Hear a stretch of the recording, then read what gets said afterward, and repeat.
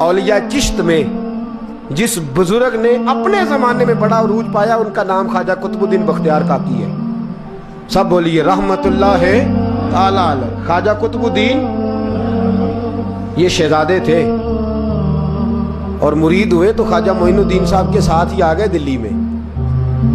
ख्वाजा मोइनुद्दीन साहब की भी क्या बात, अताए रसूल हिंदुल वली, और इनके मुरीद थे बाबा फरीदुद्दीन गंज शकर रहमतुल्लाह अलैह। और मुझे अल्लाह जानता है, मुझे इश्क की हद तक प्यार है बाबा फरीद साहब से, बड़ा मेरा दर्द उनके साथ। और मैं जितना इस सूफी को पढ़ता हूँ कम ही लोगों को मैंने पढ़ा है। हजरत बाबा फरीद के पीर और ख्वाजा मोइनुद्दीन साहब के खलीफा, क्या नाम है? ख्वाजा कुतुबुद्दीन। मकतब में पढ़ने गए ना, पहले दिन 4 साल की उम्र थी, तो कारी साहब ने अलग बात आसा पढ़ाया तो उन्होंने 15 सुपारे कुरान पाक के सुना दिए। तो कहने लगे बेटा तुझे कैसे आए? कहने लगे मेरी अम्मा 15 सुपारों की हाफिज है, वो सारा दिन कुरान पढ़ती रहती थी, मुझे सुन सुन के याद हो गया है। ये बाला नु गाला याद हो सकदियां ने, ते कुरान पाक भी याद। अल्लाह खैर करे, शर्त यह है कि हम घर में कुरान पढ़े, बच्चों को सुन सुन के भी याद हो ही जाता है। ख्वाजा कुतुबुद्दीन इतना उरूज पाया इस शेख कामिल ने कि वक्त का बादशाह भी मुरीद हो गया। सुल्तान शमसुद्दीन अत्तमश मुरीद था, दिल्ली का बादशाह भी मुरीद था, अजमेर का बादशाह ख्वाजा मोइनुद्दीन साहब का मुरीद नहीं हुआ ना, पाकपतन का बादशाह बाबा फरीद का मुरीद हुआ। लेकिन ख्वाजा कुतुब साहब को अल्लाह ने ये अजमत भी दी, ये शान है ना। अगरचे सदका सारा ख्वाजा मोइनुद्दीन के कदमों का ही था, लेकिन दिल्ली का बादशाह मुरीद हुआ, और इतना आला मुरीद हुआ कि जब ख्वाजा कुतुबुद्दीन साहब का विसाल हुआ तो 3 शर्तें लगाई थी। फरमाया मेरा जनाजा वो पढ़ाए, जब से तौबा किया फिर उसका सीने बद हराम के लिए ना खुला हो, और जब से तौबा किया फिर लुकमा हराम उसके गले से ना गुजरा हो, और जब से तौबा किया फिर कभी नमाज़े तहज्जुद भी कज़ा। बड़े बड़े सूफी मेरी तरह के गर्दन झुका के खड़े हो गए। 7वीं साहब से दिल्ली का बादशाह निकल आया, कहने लगा पीरा सारी जिंदगी मैंने पर्दादारी से इबादत की थी, तू जाती दफा मुझे बेनकाब कर गया है। इतना बड़ा उन्होंने शख्स दिया। और हाल ये था, लोग कहते हैं कि फलाना आदमी अमीर आदमी है तो हजरत साहब का तल्लक, पीर साहब का तल्लक ज्यादा है, तो उसकी इमारत ना देख, कभी कभी उसकी परहेजगारी भी देख, उसकी खिदमत गुजारी भी देख। ख्वाजा कुतुबुद्दीन साहब पे भी इल्जाम लगते रहे। एक इल्जाम ये भी लगा कि करीब चले गए। हुआ क्या, जब बादशाह मुरीद हुआ तो कहने लगा हजरत जी मैंने बादशाही नहीं करनी, मैंने अब खानकाह में रहना है। तो फरमाया बेटा तू छोड़ देगा तो कोई जालिम बैठ जाएगा, तो हुजूर फिर क्या हुक्म है? फरमाने लगे तूने करनी है। तो कहा हुजूर आप वो कहाँ होते हैं, मैं कहाँ होता हूँ, दिल ही नहीं लगता। तो आप फरमाने लगे मैं डेरा उठा के तेरे करीब ले आता हूँ। ख्वाजा साहब 1 किलोमीटर के फासले पर डेरा उठा के ले आए। फरमाने लगे मैं तेरी तरबियत करता रहूंगा, तू मखलूक का भला करते रहना सल्लल्लाहु अलैहि। तो हुजूर की उम्मत का अल्लाह वो करीब। उस वक्त भी लोगों ने बड़ी बातें की कि देखो जी बादशाह था ना तो पीर साहब ही नेड़े आ गए। लोग देखते नहीं कि असल बात क्या है। खैर वक्त गुजर गया, बादशाही मुरीद हो गया, तो फिर दिल्ली सारे में इस्लाम, इतना अदल इंसाफ, हिंदुओं को बात पसंद न आई। उन्होंने कुछ मुसलमान खरीद लिए।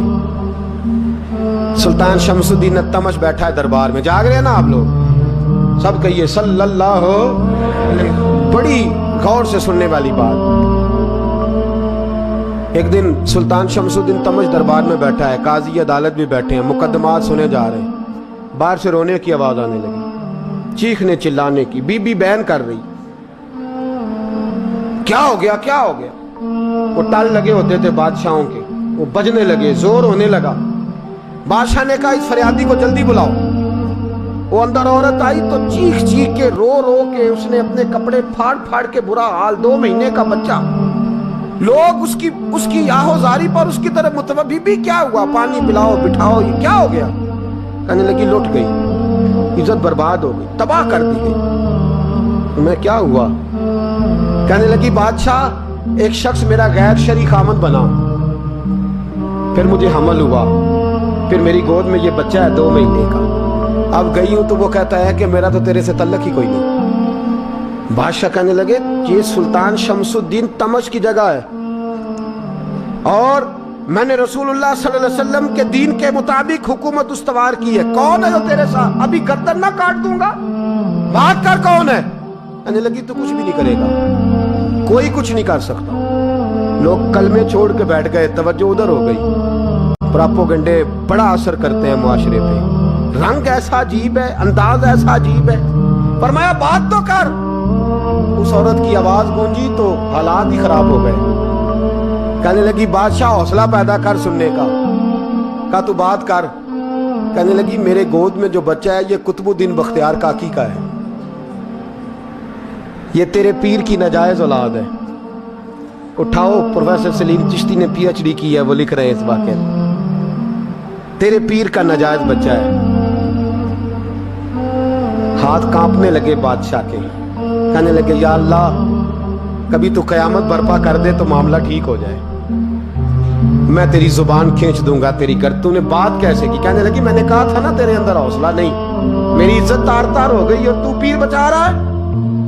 اللہ اکبر. سلطان شمس الدین تمش آسمان کی طرف دیکھ کے کہنے لگے مولا مجھ مجرم کو جس کی برکت سے اٹھا کے تو نے مسجد میں پہنچایا, آج مجھے تو نے کس امتحان میں ڈال دیا؟ یہ کیا رنگ تو نے زندگی کا بنایا ہے؟ کہنے لگی بلا اسے, اڑاب گردن. اللہ اکبر. خواجہ قطب الدین بختیار کاکی, ذرا اس جگہ پہ اپنے آپ کو کھڑا کر کے دیکھ میرے دوست.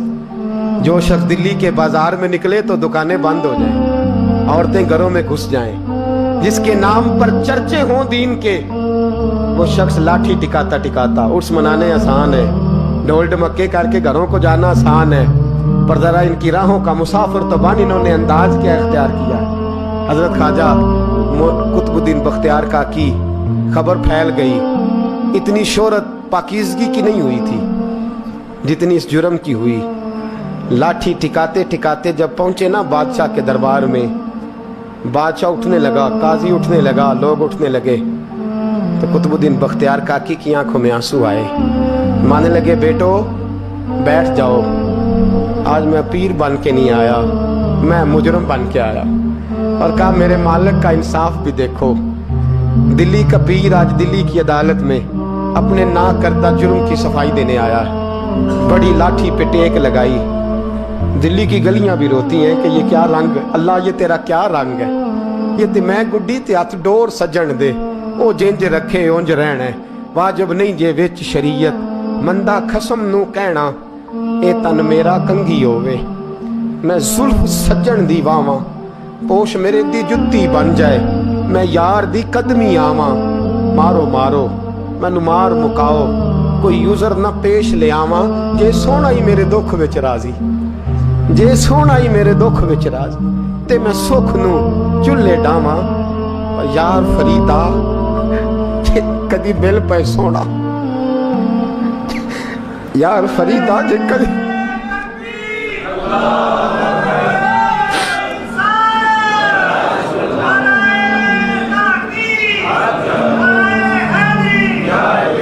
یہ کدی مل پہ سونا, بس انہوں رو رو حال سناواں.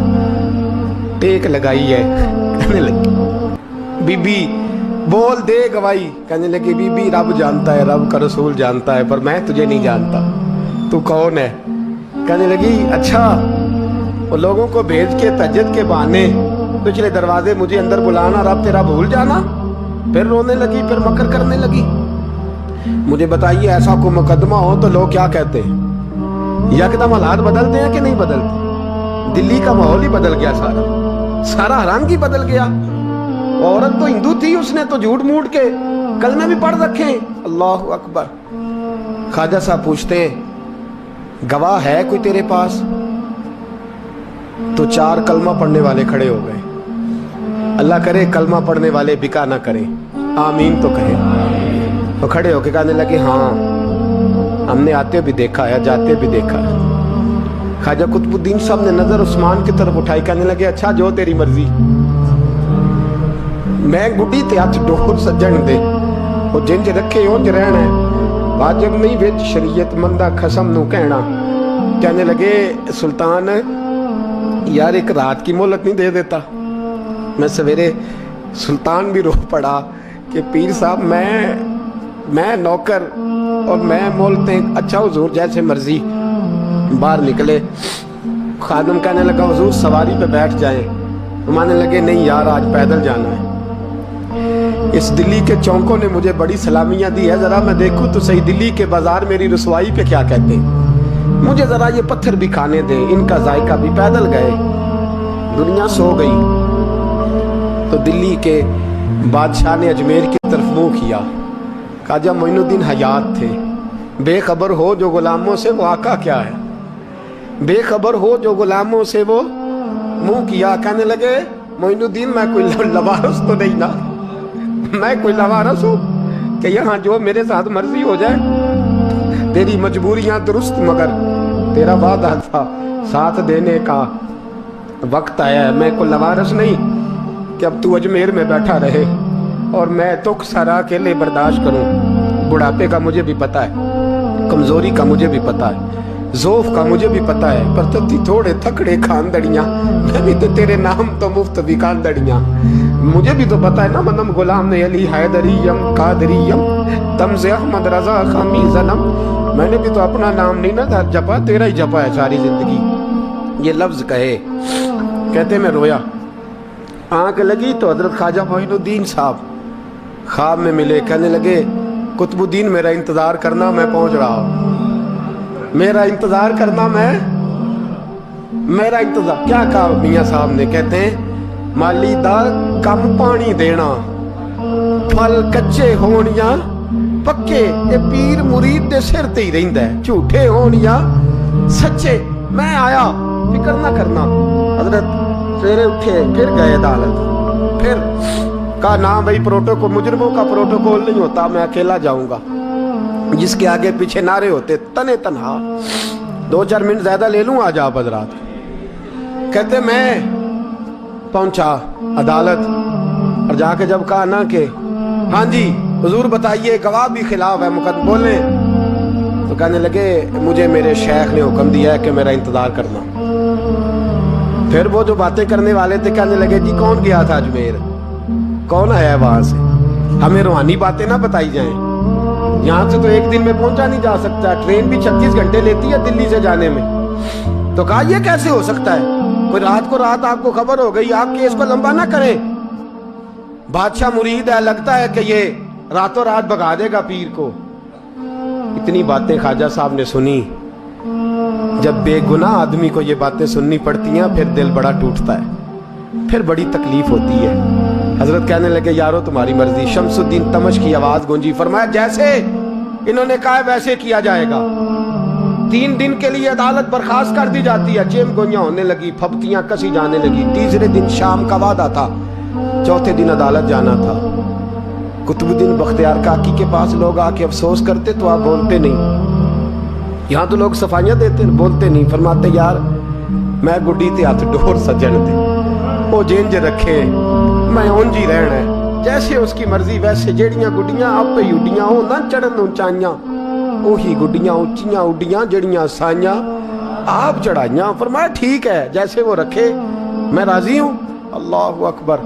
تیسرے دن کی مغرب کا وعدہ تھا. جب مغرب کا سورج ڈوب گیا نا, بڑے قافلے اجمیر سے آئے پر معین الدین نہ آیا. وعدہ کیا تھا یار نے آؤں گا دن ڈھلے. وہ خواجہ غلام فرید صاحب رحمۃ اللہ تعالیٰ علیہ فرمایا کرتے تھے نا, کوا کھانے لگا آنکھیں تو کہنے لگے کاغا اے تن سارا ہی کھائیو, میرا چن چن کھائیو ماس, میرے 2 نین نہ کھائیو, مینو پیا ملن دی آس. نے کہا سارا کھا جا, آنکھیں چھوڑ دے. اس نے کہا تھا میں آؤں گا, انتظار لمبا ہو گیا ہے پر میری امید تو نہیں نہ ٹوٹی. مغرب کی اذان ہوئی تو لوگ کہنے لگے لو جی اب بس ہو گئی. خواجہ قطب الدین صاحب نے اللہ اکبر کہہ کے مغرب کی جماعت جب میدان میں کھڑی کی تو اپنی بھی چیخ نکل گئی, آئے نہیں. لیکن جب نماز کا سلام پھیرا تو خواجہ معین الدین صاحب کی 2 رکعتیں ابھی باقی تھیں. خواجہ صاحب پیچھے نماز پڑھ رہے ہیں, سلام پھیرا اور نماز کے بعد جب اٹھے نا تو خواجہ صاحب کے سینے کے ساتھ سینہ لگا. تو کہا حضرت جی میں شہزادہ تھا, آپ نے کہا تھا خشک روٹی کھانا تو میں نے خشک ہی کھائی ہے, آپ نے کہا تھا فاقے کرنا تو میں نے کیے ہیں, آپ نے کہا وطن واپس نہیں جانا تو میں نہیں گیا. حضور اس امتحان کا آپ نے بتایا ہی نہیں تھا کہ مجھے بتا جاتے, اب اس سفید داڑھی سے میں جواب دیتا پھروں. خواجہ معین الدین صاحب نے جھٹکا, پیچھے ہٹ, تو زیادہ عزت والا ہے کہ یوسف زیادہ عزت والا تھا؟ تو زیادہ مقام والا ہے کہ عائشہ زیادہ مقام والی تھی؟ چپ کر, یہ کچھ صوفیاء کا طریقہ ہے, چپ کر.